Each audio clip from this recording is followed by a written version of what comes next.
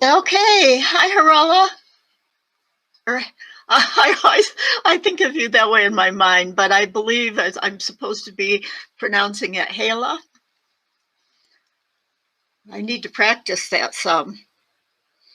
Okay, so today what we're going to do is go over the techniques to work on our bird, a little bit about the designing process. This pattern. Yes, good empty shuttles. Yes, it is. It is. Oh, I'm so glad you're getting it up. Um, I'm a very slow designer, and this month's been really difficult for me to get things done, and I shouldn't have probably planned on Hairla. Oh, thank you, Hairla. That's pretty. These are some of my beginning pieces. Designers just don't sit down and design. For any of you brand new people who may want to design eventually, I know most of you here have already done designing. And all you can basically see here is kind of a head and some tail feathers and a body. And this one too, the tail feathers and another starting here. I don't even know if that was supposed to be a head or the, I guess that was supposed to be the part of the wing and then the tail. And I've got it backwards for how I'm showing it. Okay, and then this was my next one. And I really felt that, get my hand flat here, I really didn't like this back thing here where I came down and went back up. And I feel overall the wing felt way too close to the head, and I wanted to move it back farther. So then I started again. And we have another little variation, which you can see I got the tail. I don't have a joining point right there, but I started in a different place, and this was to be the wing up on top. And you can kind of see it's almost okay, but not quite. So I started again and to shorten up a piece. And you'll see that in a minute. So right now, what I want you to do is look at the pattern. And I guess I better pull mine up on screen because my printed out one, I'll show you my printed out one.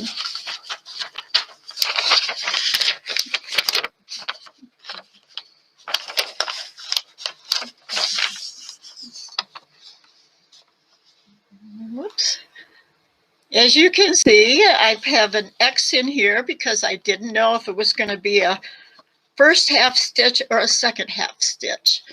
And so mine are a little bit different than what I have that I redid this morning. And I'm going to pull my copy up to use that.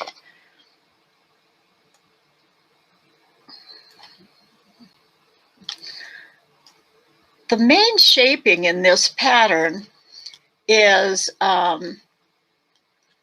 going to come from reversing our work in a couple places and changing the direction of the chains. And this involves half stitches, and we're going to use them almost like Tammy showed in her tulip, where you do the half stitch and then some full stitches and half stitch, and where the half stitches are, you can actually flip the chain piece between that to face the inside of the ring and give you that little crescent shape. And that's similar to what we're going to do today. One of the things I put in the email is we're going to go back to basics. And I see that we don't have as many of the brand new students as we've had before. So for those of you who've been in the classes a while, this is going to be a lot of just review. And I am curious as to what you think about the green one as far as the wing. I'm realizing now that I think this part looks okay.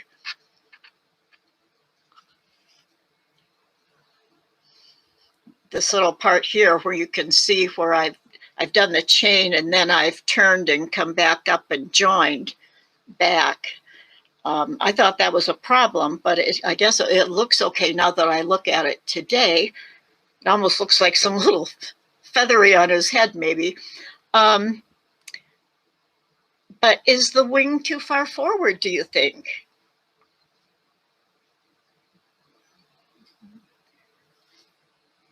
Any? Oh, hi, Joe. Welcome. And Corinne. The pattern link is up above in the chat. I think I can paste it again right down here. Let's see if I've got it still in my copy paste on my clipboard. Yes, there it is.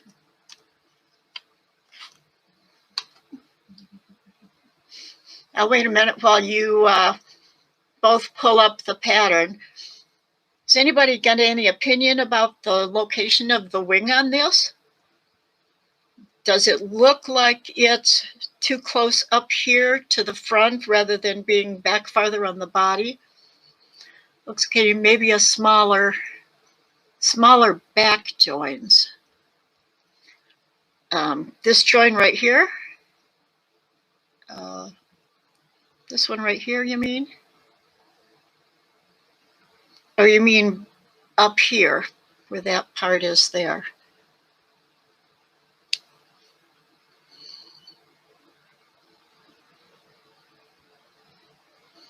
Oh, no problem, Corinne. Or Corinne. I guess no opinions, only one opinion about it looks nice. I think that the wing is fine. Would an SLT work instead of back joins?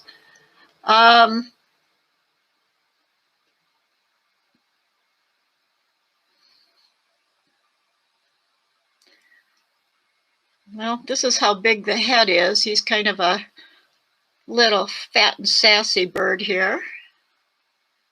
Okay, well, I'm going to continue to work on that, but today what we're going to do is talk about doing the reverses to get the shaping correct. We're going to talk about making this little twisted picot beak. I have a bigger one on my other one, and then the tail feathers. So for the beginners, the first thing we're doing is we're working with a continuous thread. So I've got my thread. This is how I wind my thread. Just turning it on there. I'll pull it off that. This is an old shuttle that I actually pulled the tip off of. And I'm going to put this in my shuttle. When you're this is an airlit shuttle with a hook. I always feel that these hooks for me, even with size 10 thread, are a little too big. So I usually keep a smaller one to use for joins here. And when we put our thread in, I'm using my, I tried, from the beginning, I was thinking I should hold it this way with the tip facing me and of the hook. And I was always catching thread. So now I turn it this direction so that my hook part, my hook part is facing out. Can you see that? Whoops, I got to stay over my mark.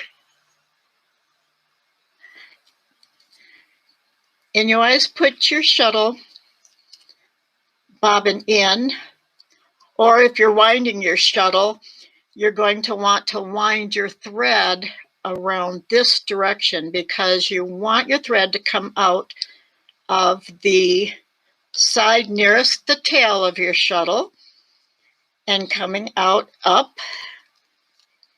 Slide that in.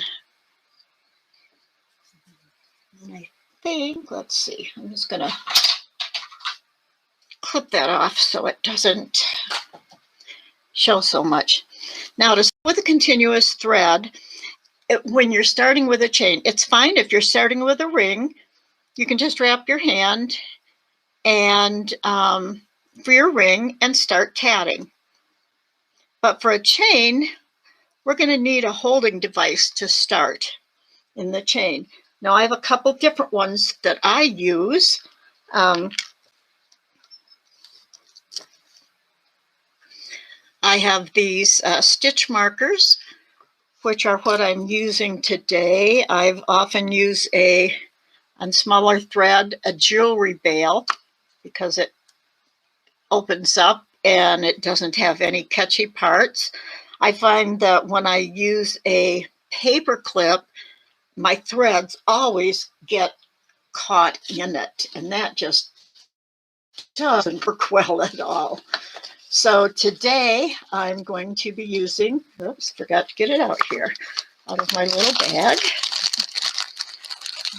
Pick a nice little bright green one, a green stitch marker. It's used by knitters and crocheters. And so here we go. We're going to just slide it on between our ball thread and our shuttle.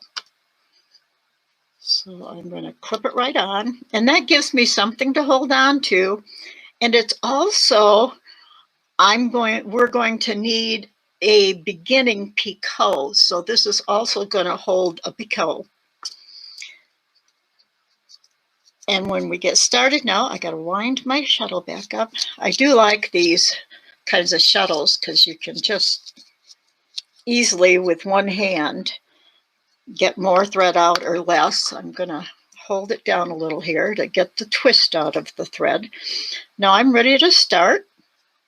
Get my hand wrapped. And I wrap a few times too because I also have trouble with holding my fingers because of my arthritis. So we're going to do the first chain 4.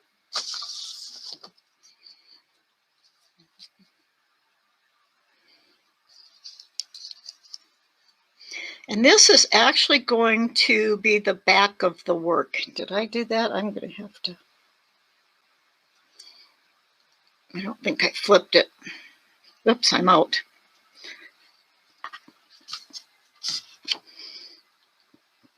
There we go. And I'm still dropping the thread off my crooked finger.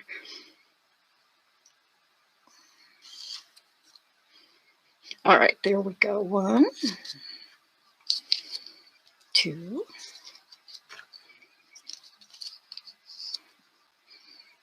3.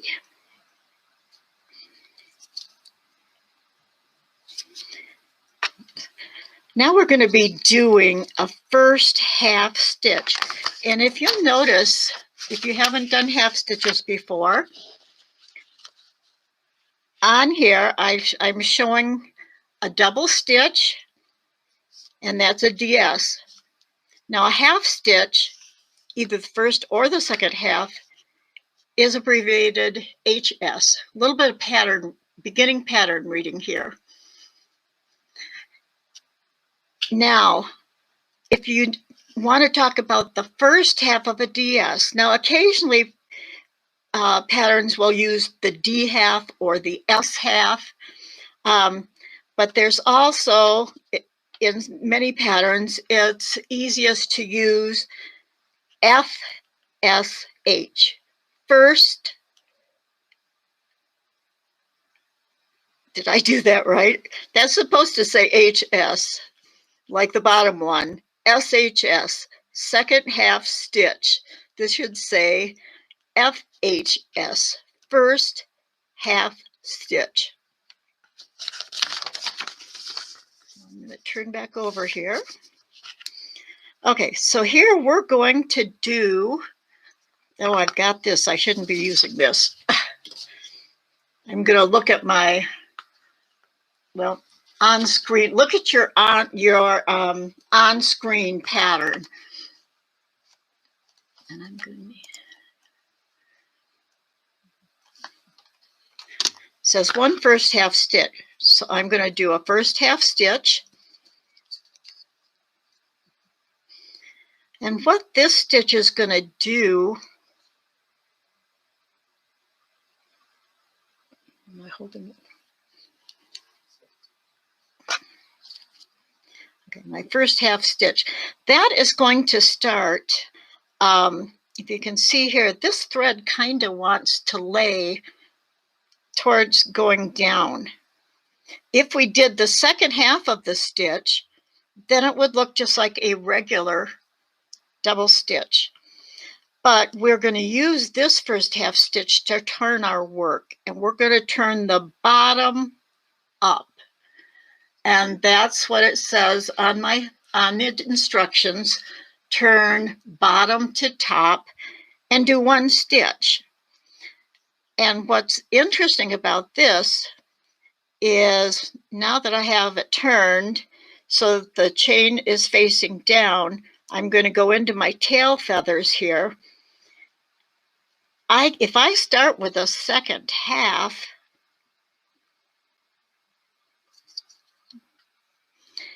it's going to almost look like a first half stitch. And then we're back down to tatting the tail. Now on these, normally one dash is a small picot. And that's usually about a 1/4 of an inch space that ends up with about 1/8 of an inch picot. For joining purposes, smaller picots are often made. And, oh, Joe, you didn't get the link for it? Let me see if I can paste it in one more time here.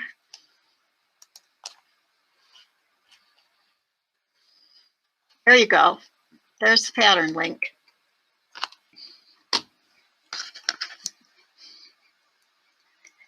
And now, if we look at our pattern, it's telling us it shows 2 dashes. That means we're going to do a medium-sized picot, which is about a 1/2 inch in space.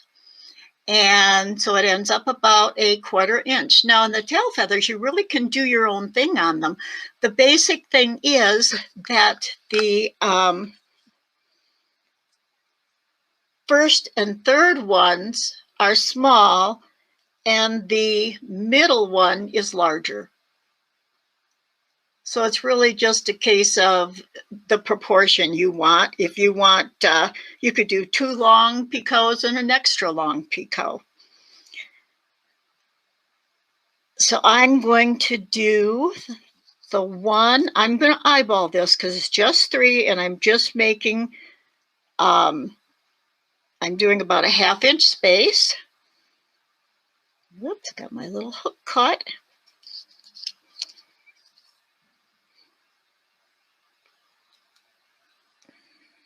Whoops, it's flipping around on me as I let go. It's turned the wrong way. Give me 1 second here.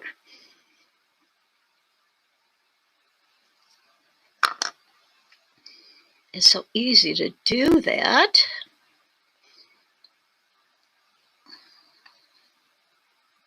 There we go. There's my first picot. So when we finish the picot, we automatically have 1 double stitch. So now I'm going to do the next larger one. Am I staying in shot here? Okay. So there, I'm going to leave it just about like that.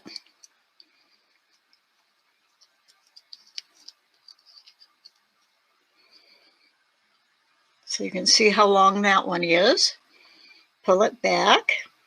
Now, I have tried leaving the space, doing one, leaving the bigger space, doing one, doing the next medium one, and then trying to slide all 3 of them back. But what will happen with that is at least the last one will get all twisted up. And sometimes even at this point, it's good to drop your shuttle and make sure it doesn't have any twisting going on. So now I'm going to do the last medium one.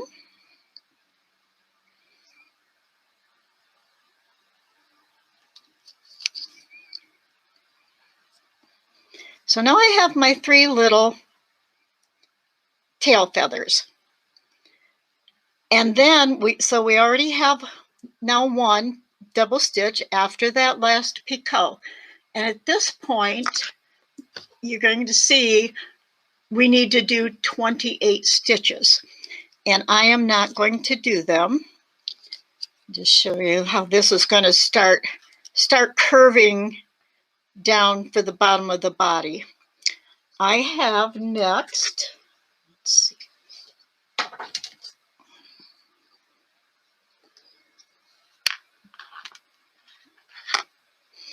a piece here.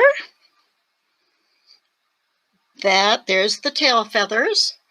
I've already done all the 28. I might have done 29. And now I'm ready to do that little beak. A lot of times the twisted picots are done like, say you have a picot that joins two rings next to each other. And you'll just take and put your hook in the tip of the... Oh, you know what? Oh, I didn't hit enter. I'm sorry. There it is. I was seeing it where I typed, but I didn't realize I hadn't hit enter. So there you go.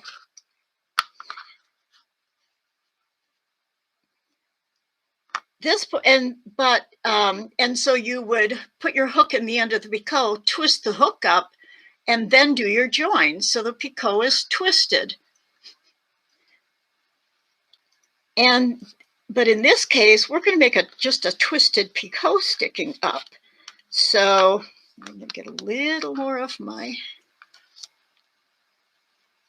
ball thread up, which is actually a floss holder.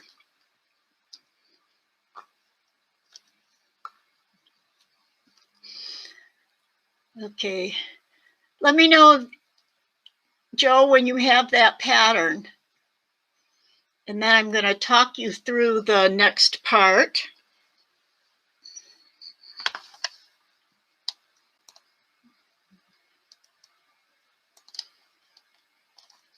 What I'm doing right now is the first little step is to pinch your previous picot, just like you would normally do to go on. But now we're going to grasp the picot thread, the ball thread, and we're going to twist it to the right.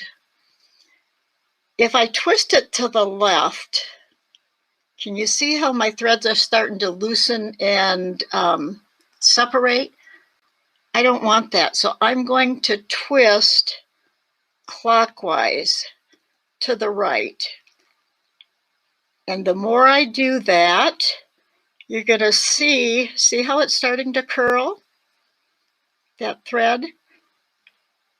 I'm now then going to just pull down. There we go. Can you see now my little beak sticking out there? It's just a little curly. Now, this one's a little big so far. Making it too short to start with, you can't lengthen it, but you can make it smaller. I'm going to let go of it, and you can just see it up there. I'm going to pull that back down. If you grasp a hold of it, you can pull some of that length out.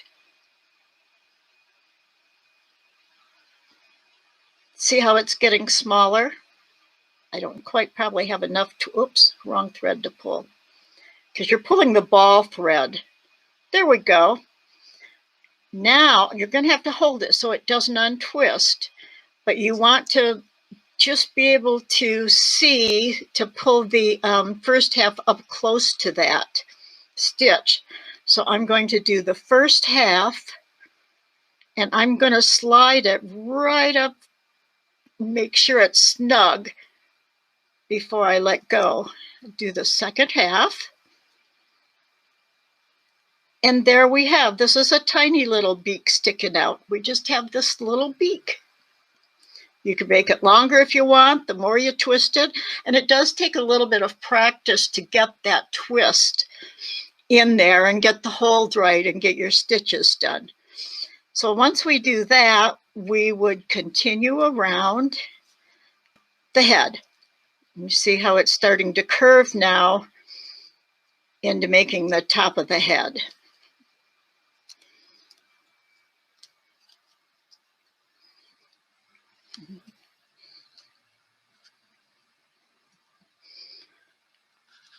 Okay, so I have this piece now up to the point where we would start for the wing. And since I've been having some problems with the pattern, this is why we're going to finish it next week. I'm going to redo it and talk you through the wing, how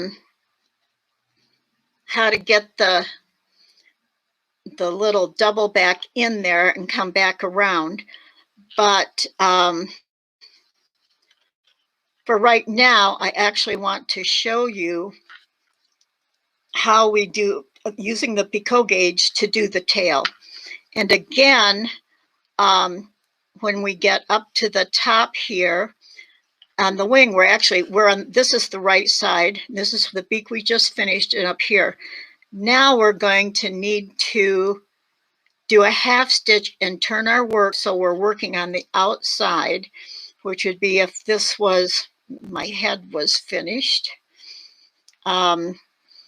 I would be doing a half stitch again. Now, let me mention the difference that happens. And this is something that we see really well if we do a Josephine chain, which is all half stitches. The first time we did, back on the tail, we did a first half stitch. And that brought our thread down where we turned from the base, turned the base up. This time we're going to change directions doing the opposite, because when you do, if you continually do half stitches, and I should have a sample for you, your twist is going to go forward towards your body. This time we're going to do the second half stitch. And remember how the first half stitch, the thread kind of looked like it was coming out from the base. It wanted to go that direction. When we do the second half stitch, that is going to spiral around this way. And so we're going to follow the spiral, the first half, and it automatically wants to start turning this direction. And this is what, if you continue to do second half stitches, you would get the spiral going that way. And so now we're ready to, let me get my headpiece here so you can see what's happening. Okay. We had the head here. We flipped up, so we're going the opposite direction. So when we flipped up, these DS are now facing downwards. And now we're going to get this out of the way. We're going to do the tail feathers. Now for the tail feathers, they're graduated, which if you're experienced in doing picots and like doing it just by eye, you can just do, there's 5 picots. You can do a small and then just get gradually larger for each 5. Notice, because we've switched directions, that on the right side, you're not going to see the caps, which I kind of like. If they were on the other side, the tail feathers, see how I don't know if you feel the same, the way they look right here. Let's see if I can get that so that you can really see. You see all the caps. And I like the look of the feathers from the back side, where you do not see the caps because when I talk about the caps, it's like the top of the stitch, the waistband, or it's the top of the double stitch, the little cap on the top. You've got the two legs coming down and the cap on the top. I always call it a cap. That's an older fashioned word than the waistband. Let me ask right now, is this all making sense so far? Anybody have any questions? I'm going to wait a minute, see if you ask any questions about anything we've done so far. Well, I'm waiting to have you read or answer the question if you have it, or you can just write none. Next week is our last class. Oh, great. Thanks, Nanetta and Fred. Next week is our last class of the 6-week set of classes before we go on summer break. There are going to be 3 sessions of special classes. How did I attach? Oh, no, that was, let me pull that back up. You can, where did I put my starting piece here? I'm just going to start in the middle.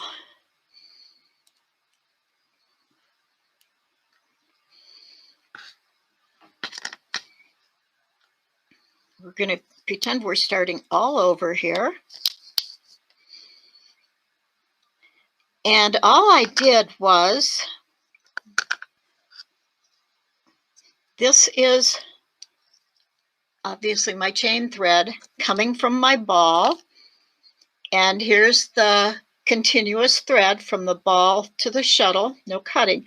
And what I'm going to do is just hook this, like I said, a paper clip. A lot of people use paper clips.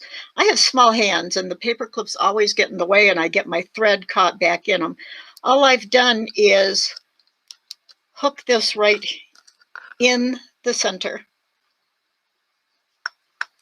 And it's not only going to hold the little beginning opening for a picot for a later join, but it's also giving me something to hold on to start this chain.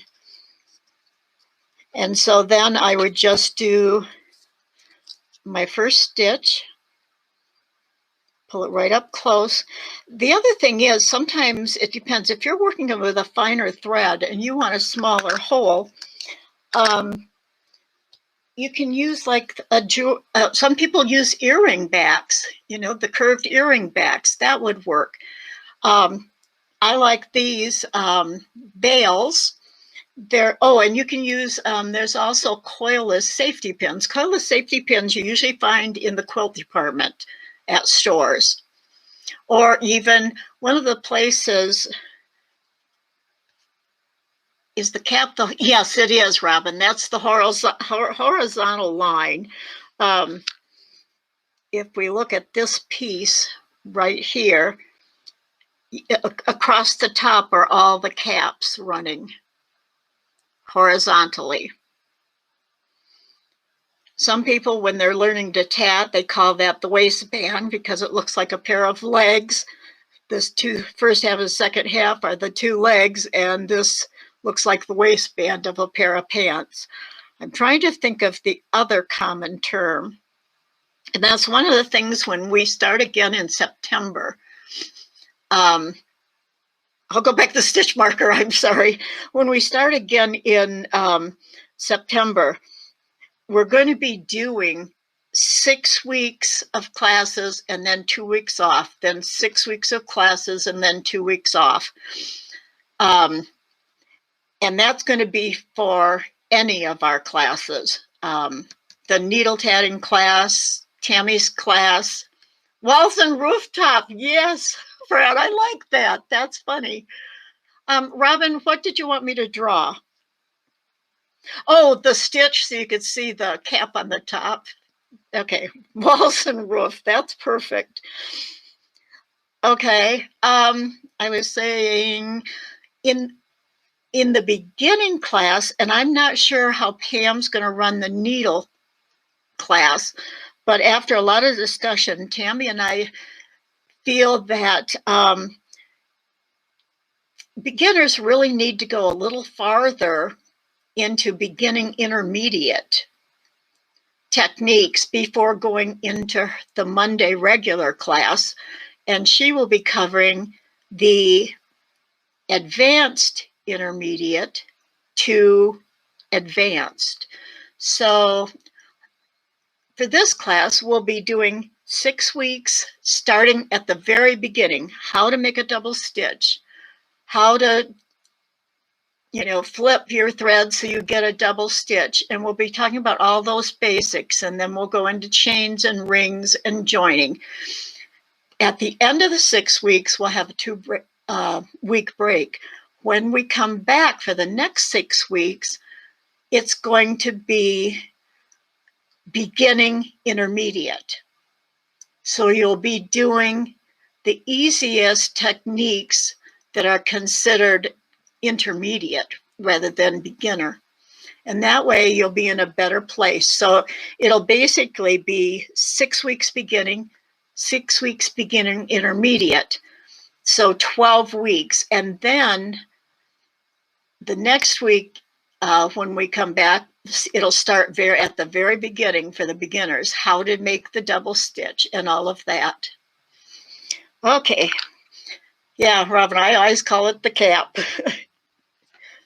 And that's one of the things when we get back in the fall, in the beginning class, we'll really talk about abbreviations and beginning to read patterns and the different basic kinds of joins. And hopefully that will help you all have a nice transition then. So back to this. I've got my fingers set. And I did one first half stitch. Now I got my thread caught up in my shuttle. This just needs to be on the other side. Oops, can you see me? Okay. That's the one thing that's hard to do when we're doing this here on live is if your threads get tangled. And then I'd be ready to do the second half. And I would just continue doing how many stitches the pattern called for.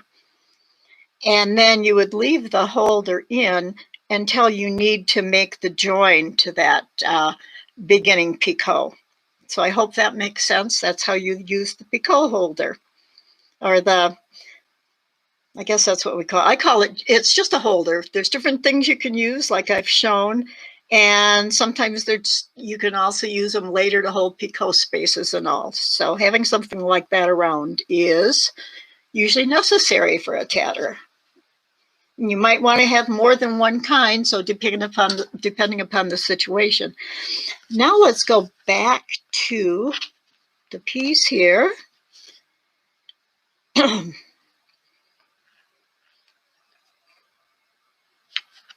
I'm not going to show you, I probably will be starting this pattern in a different place, because what is happening on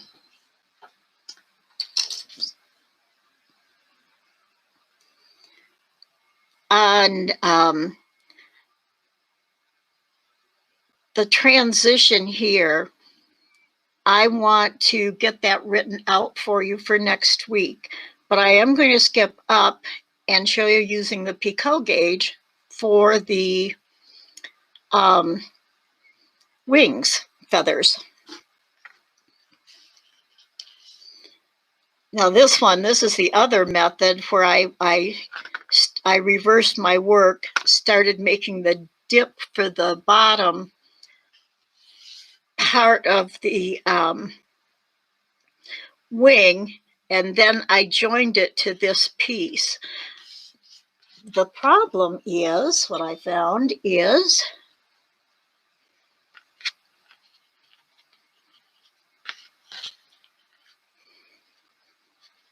Okay, here we are, beginning piece, the tail feathers, the beak. And when I reversed work after the head to start going down and around, this particular sample, it's too short. When I got to here, I thought, oh, that's too short. And if I was joining back into this beginning picot at the beginning of this first chain, notice how it would come up into a peak with the caps facing each other. And what this is supposed to be is a continuation of the back. So it should go from the head to the back. That's why I've decided that I have to go back to using this pattern.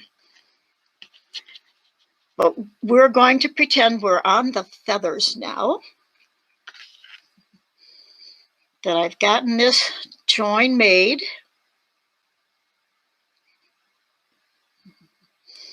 And now, and I've done the head and the beak and turned, and I'm ready to start the wings. We're good at this point. We're again going to do the first half stitch, turn our work, and start doing the feathers. We're going to have a little bit of a just straight double stitches, and then we'll, so that we get above the tail feathers, and then we'll start the picots.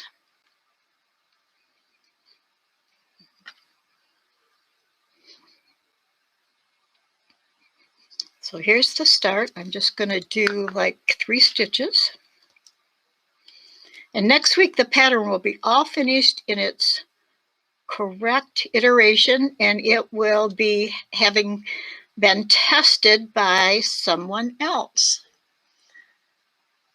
My daughter suggested that if you purchase knitting or crocheting stitch markers, look for the soft kind. The hard ones are brittle and break easily. Yeah, I think that the ones I have actually are quite pliable. See how I can bend them and they don't break?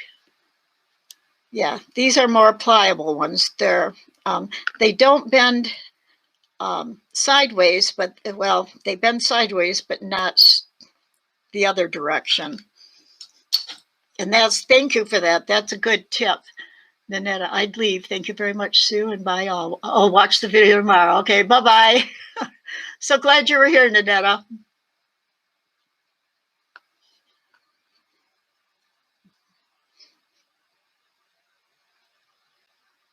So I'm going to get one more stitch in here, and we'll do those wing feathers. The challenge is to get for me designing, is to get the wing feathers to go out the other direction again. So here I've gotten just 3 regular double stitches.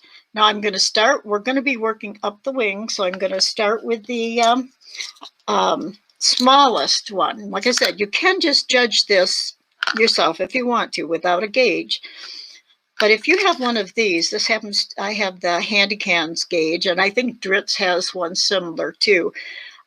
Or if you use your individual ones, you would just pick up your small one first, then pick up your next size and your next size. Bye, Lucy.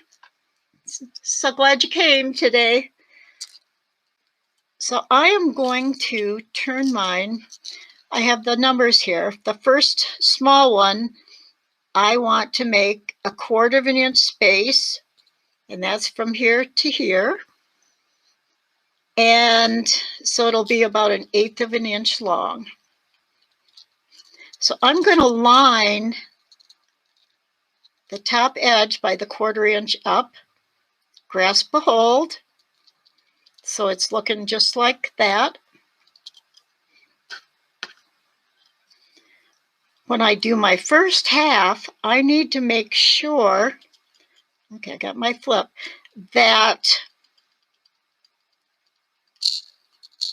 this left side is still the previous double stitch is right up against the edge, and I want this stitch to fall right on the very edge there. So that's given me that 1/4 inch, or at least close to it. Uh-oh, I think I just hear thunder. And then I'll do the second half. When I pull it out, and I'm just going to hold it down here because I'll use it again. Pull it back, I've got a little small picot. Now the next one, I want to do it on the 1/2 inch. I did the 1/4 inch first. Now I do it on the 1/2 inch. Again, I lay it against the left side. And I do my stitch, and it's got to come down there, get it flipped, and you can see that it's flipped right against the very edge. There's the stitch right there. So then I go over and grab that, do the second half. So now I have my next size up. Well, that's quite a big one. So I'm going to go even bigger. The 3/4 inch, lay it against the side. And if you had individual ones, just hold them up, and this is the same thing you do. You have the previous stitch right against the edge. And this is if you're a right-hander. You're going to have to change it if you're left. You do your first 1/2 stitch. Make sure that it closes up right there, so the stitch is right. It's hardly the same color because it's purple. And then grasp at the end of it, or pinch. And there's another one. I pull it out, and that's an even bigger picot. So that's how you use this kind of a gauge. And I like it because I don't have to put one down, pick up the next one. Put the next one down, pick up the next one. A lot of people like the individual ones, and that is just a tatting preference. Or for me, it sometimes is a case of whether, oh, I'm off camera, sorry. It's a case of whether I want to work with the individual ones or not. And when we get up to the top of this to make the little peak, we are again going to do a 1/2 stitch, doing 2 1/2 stitches in a row, or doing 1 1/2 stitch and turning. Breaks the line of the chain. So instead of a smooth line, you have a little bit of break there so that you can kind of make the corner. And I'm going to do the same thing here as the last one. I'm going to do the second 1/2 stitch. That starts me turning.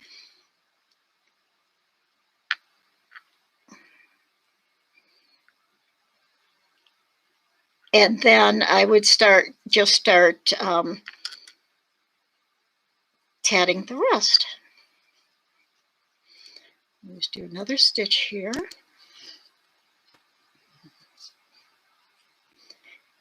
And can you see how that is helping it curve? Just a little more than it normally would to give us that little peaky effect. So that is it for today. We'll finish the little bird with a finished pattern next week. Is there anything else you'd like to look at next week? Well, probably, Tammy, you want to watch Monday's class from this week. Tammy showed all the ways, the best ways to attach your tatted pieces to the card you're working on. She showed the best glue to use if you want it glued down, and using double-sided tape that is not permanent.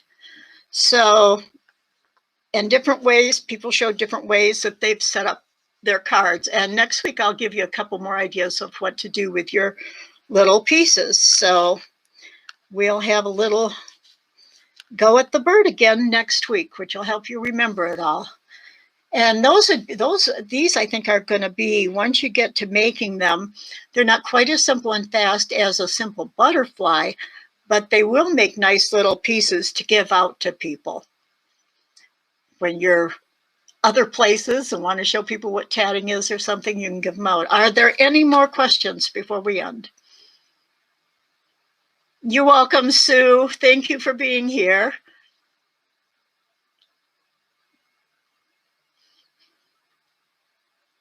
And as most of you know, the videos do take some time to process after we finish making them, which will not be the case when we start going truly live to the public rather than our private classroom now. In the fall will be actually hopefully right. Oh, I'm so glad you enjoyed it, Fred, and I hope you learned some things. Then the videos will be they're up when we do them, so they can't really be edited lots or anything. So oh, thanks, Herla. I'm feeling so much better for now until I have to have the next surgery, but that won't be for about 6 weeks, so sometime in July. Great, Fred. Thank you all for coming, and hopefully we'll see you next week. Thanks, Robin.